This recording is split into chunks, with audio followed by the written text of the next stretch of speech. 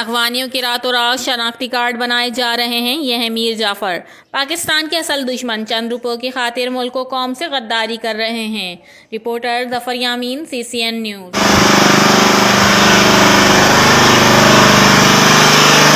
ये ministry of गाड़ी यहाँ पर लगी है, ये गोदाम के अंदर। अब ये पता नहीं किस मकसद के लिए लगे हुए हैं यहाँ पर। ये चीज़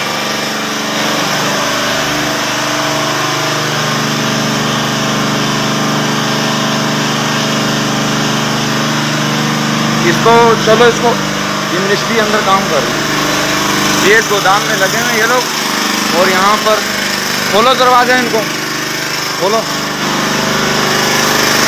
दरवाज़ा, खोलो इसको।